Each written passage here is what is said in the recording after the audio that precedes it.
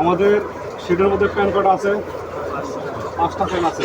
প্রথম প্যান সব থেকে বড়, তারপরে প্যান এর থেকে ছোটো, বডির কম, তারপর একটা আরেকটু বডির কম। আমাদের ফিট গ্রামও কিন্তু কি আছে আলাদা আলাদা, তাই না? যেটা সব থেকে বড় সেটার ফিট গ্রাম একটু কম আছে না? এখন চেনের ফিট কি? চেনের ফিট আমাদের সমান আছে। চেনের ফিট কি আছে? সমান আছে। আর হচ্ছে চেনের ফিট যেহেতু সমান, আর যে প্যানের ফিট গ্রাম বেশি সেটা এক্সট্রা যে আছে ফিট, সেটা হচ্ছে manual fit. Manual fit pan by pan থাকে, তাই না? কারণ যখন আমরা চেনটা চালু দেব তখন কি হয়, হপার এমনভাবে সেটিং করতে হবে যাতে হপার থেকে হপার পৌঁছা মাত্র হপারের ফিটটা শেষ হয়ে যায়। অর্থাৎ সব প্যানে ফিট গ্রাম সেম, ঠিক আছে? এরপর ম্যানুয়াল ফিট যে প্যানে আছে সেই প্যানে আমরা ম্যানুয়াল ফিট দেব। তাহলে হবে কি, সবগুলো মুরগি সমানভাবে ফিট পাবে, ঠিক আছে? এতে কেউ কম বেশি ফিট পাবে না। আর তো এরপর আমাদের এই ফিডিং চলাকালীনে মুরগি যখন ফিট খাবে, ফিট খাওয়ার অবস্থায় কখনো চেন নতুন করে আবার চালানো যাবে না। ফিট যখন তোমার চেনের ফিট শেষ হয়ে যাবে তখন হয়তো 2-4-5 সেকেন্ডের জন্য চেনটা চালু দিবা।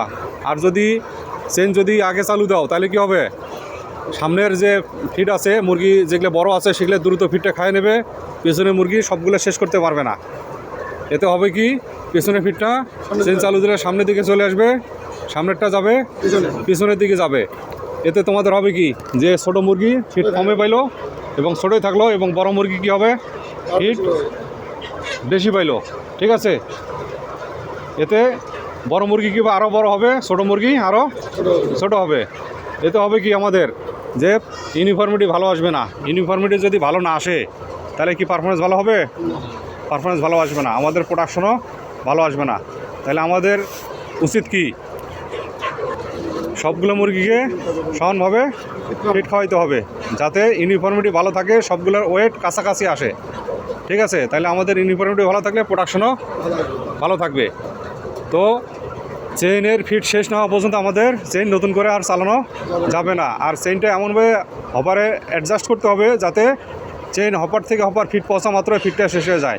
তাহলে আমাদের যে চেইনের যে ফিটটা আছে সব জায়গায় সমানভাবে থাকবে, ঠিক আছে? আর ফিটটা শেষ না হওয়া পর্যন্ত চেইন চালা যাবে না। পিছনের যে প্যানের যে ফিট আছে সেই ফিটটা যখন শেষ হয়ে যাবে তখন হয়তো 2-4-5 সেকেন্ডের জন্য চেইনটা চালু দিবা, তাহলে আর সমস্যা হবে না।